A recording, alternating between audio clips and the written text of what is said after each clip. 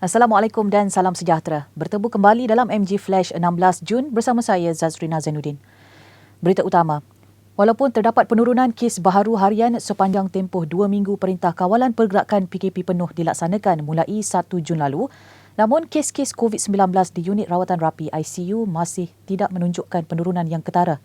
Angka terbaru menunjukkan sebanyak 924 kes kini dirawat di ICU dan 453 daripada jumlah tersebut memerlukan bantuan alat pernafasan, manakala 73 lagi pesakit meninggal dunia hari ini.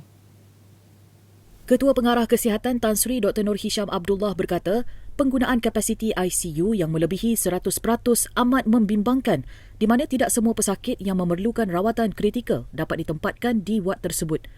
Katanya kemunculan varian-varian baharu yang mengakibatkan kes-kes dikesan dengan gejala serius dan merosot pada kadar yang lebih cepat. Keadaan itu katanya menyebabkan lebih ramai pesakit memerlukan bantuan oksigen dan alat pernafasan, khususnya di kalangan golongan rentan seperti warga emas serta pesakit yang mengidap lain-lain penyakit komorbiditi. Menurut beliau lagi, penggunaan katil yang melebihi kapasiti juga disebabkan oleh keperluan tempoh pemulihan yang lama bagi pesakit-pesakit ICU untuk sembuh disebabkan komplikasi jangkitan COVID-19 yang serius. Katanya secara purata tempoh rawatan di ICU bagi kategori 4 adalah di antara 14 hari ke 16 hari, manakala bagi pesakit kategori 5 pula, tempoh rawatan di ICU adalah di antara 19 hari ke 26 hari. Bagaimanapun menurut Tan Sri Dr. Nur Hisham, KKM sentiasa bersiap siaga memastikan langkah-langkah diambil untuk mengatasi masalah tersebut. Semalam, Perdana Menteri Tan Sri Muhyiddin Yassin ketika membentangkan Pelan Pemulihan Negara telah memasukkan beberapa indikator ambang utama termasuk kadar penggunaan katil di wad ICU untuk menentukan peralihan fasa pemulihan.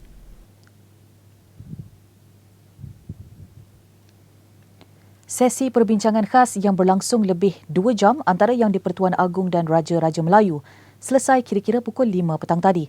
Kenderaan rasmi membawa Sultan Johor, Sultan Ibrahim Sultan Iskandar, dilihat yang pertama meninggalkan pintu 1 Istana Negara kira-kira 5.15 petang. Baginda merupakan Sultan yang kedua tiba pagi ini selepas pemangku Raja Pahang, Tengku Hassanal Ibrahim Alam Shah. Difahamkan kesemua Raja-Raja Melayu hadir kecuali Raja Perlis Tuanku Said Sirajuddin Putra Jamalul Lail yang diwakili Raja Muda Tuanku Said Faizuddin Putra Jamalul Lail, manakala Sultan Kelantan Sultan Muhammad V difahamkan tidak hadir. Perbincangan khas itu dipercayai bermula pukul 2.30 petang tadi. Beberapa pegawai kanan kerajaan turut dipanggil untuk sesi sembah taklimat, antaranya Panglima Angkatan Tentera Jeneral Tan Sri Afendi Buang, Ketua Polis Negara Datuk Seri Akril Sani Abdullah Sani, Ketua Pengarah Kesihatan Tan Sri Dr. Nur Hisham Abdullah dan Peguam Negara Tan Sri Idrus Harun. Turut diperkenan masuk menghadap Yang di-Pertuan Agong dan Majlis Raja-Raja Melayu ialah Ketua Pengarah Majlis Keselamatan Negara Datuk Muhammad Rabin Basir, Ketua Setiausaha Negara Tan Sri Muhammad Zuki Ali, Pengerusi Suruhanjaya Pilihan Raya Datuk Abdul Ghani Saleh dan Ketua Setiausaha Perbendaharaan Datuk Asri Hamidun. Kesemua mereka dilihat memasuki pintu 2 Istana Negara antara pukul 11 pagi hingga 2 petang. Berita seterusnya. Kerajaan Perikatan Nasional PN yakin Pelan Pemulihan Ekonomi yang dibentangkan oleh Perdana Menteri Tan Sri Muhyiddin Yassin semalam akan dapat menangani penularan pandemik COVID-19. Menteri Kanan Ekonomi, Datuk Seri Mohamed Azmin Ali juga percaya pelan yang mempunyai 4 fasa bersandarkan 3 indikator ambang utama akan dapat memulihkan ekonomi negara. Menurut Datuk Seri Azmin, pembentangan Pelan Pemulihan Ekonomi semalam mendapat sambutan yang cukup baik dalam kalangan rakyat kerana strateginya cukup tertib dan teratur untuk beberapa fasa akan datang. Beliau berkata demikian dalam sidang media selepas mengiringi Tan Sri Muhyiddin Yassin membuat lawatan ke program imunisasi Industri Kerjasama Awam Swasta PIKAS COVID-19 di Ampang hari ini. Menteri Perdagangan Antarabangsa dan Industri itu menjawab pertanyaan media mengenai dakwaan Ketua Pembangkang Datuk Seri Anwar Ibrahim bahawa Kerajaan Perikatan Nasional gagal mengawal COVID-19 di Malaysia. Presiden PKR itu berkata ia disebabkan banyak kenyataan yang bercanggah setiap hari yang dibuat oleh Panglima Besar Kerajaan. Dalam sesi webinar bertajuk Memimpin Negara Pasca COVID-19 dan Melonjak Semula Ekonomi Negara kemarin, Datuk Seri Anwar mendakwa kerajaan tidak boleh lagi meneruskan Perintah Kawalan Pergerakan PKP penuh. Mengulas lanjut, Datuk Seri Azmin berkata bahawa beliau yakin usaha kerajaan PN dalam melaksanakan Pelan Pemulihan Ekonomi lebih berkesan dan menjadikan keadaan semakin terkawal. Menteri Pembangunan Wanita, Keluarga dan Masyarakat Datuk Seri Rina Harun menyifatkan jumlah pendaftaran penerimaan vaksin COVID-19 dalam kalangan orang kelainan upaya OKU masih rendah sehingga kini dilaporkan seramai 240,991 orang kelainan upaya OKU telah mendaftar untuk menerima vaksin COVID-19 menerusi aplikasi MySejahtera. Menurut Datuk Seri Rina, daripada jumlah yang telah mendaftar, seramai 10,229 telah menerima suntikan dos pertama setakat ini. Justeru Datuk Seri Rina berharap lebih ramai OKU yang mendaftar untuk menerima vaksin COVID-19 supaya imuniti kelompok dapat dicapai dengan segera. Beliau berkata demikian selepas hadir ke pusat pemberian vaksin PPV OKU Pandu Lalu di Sime Darby Plantation Berhad di arah Damansara hari ini.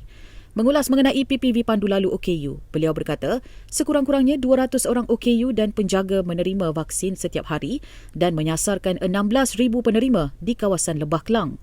Untuk rekod, terdapat seramai lebih kurang 600,000 OKU yang berdaftar di seluruh negara.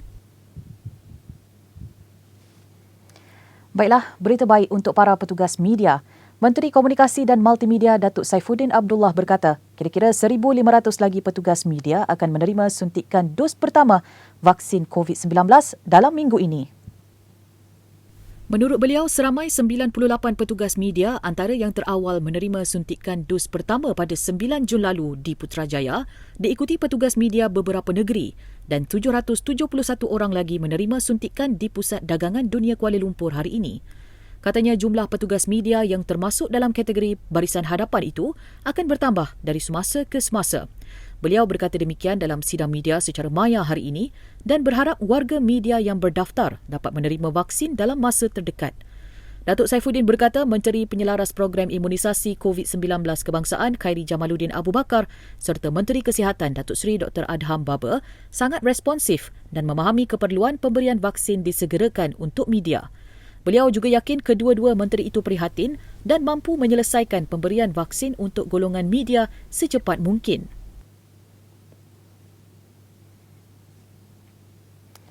Berita seterusnya. Sekumpulan 8 lelaki yang leka berlatih silat di sebuah kediaman di Bandar Utama Petaling Jaya, Selangor dikompaun keseluruhan RM16,000 kerana melanggar prosedur operasi standard SOP yang ditetapkan Majlis Keselamatan Negara MKN. Kejadian berlaku pada 12.10 tengah hari tadi selepas pasukan peronda pemantau pematuhan SOP Polis Daerah Petaling Jaya membuat pemeriksaan di rumah berkenaan. Ketua Polis Daerah Petaling Jaya ACP Muhammad Fakhruddin Abdul Hamid berkata, mereka tidak mematuhi SOP penjarakan fizikal dan berkumpul beramai-ramai pada waktu Perintah Kawalan Pergerakan penuh. Tambah Muhammad Fakhruddin, rumah berkenaan dijadikan pusat latihan akademi silat dan dihiasi keris di setiap penjuru pada dinding. Kesemua individu berusia lingkungan 26 hingga 31 tahun itu telah dikeluarkan kompaun RM2,000 setiap seorang, manakala penganjur yang juga tuan rumah dikenakan kompaun RM10,000 kerana melanggar Peraturan 17-1 Peraturan-Peraturan Pencegahan dan Pengawalan Penyakit Berjangkit (Langkah-langkah di dalam kawasan tempatan jangkitan 2021). Selain itu, orang ramai diingatkan supaya mematuhi PKP penuh yang dilaksanakan dan kegagalannya akan membolehkan orang ramai di kompaun minima RM1,500 atau ditangkap dan seterusnya didakwa di mahkamah mengikut peruntukan undang-undang yang ada.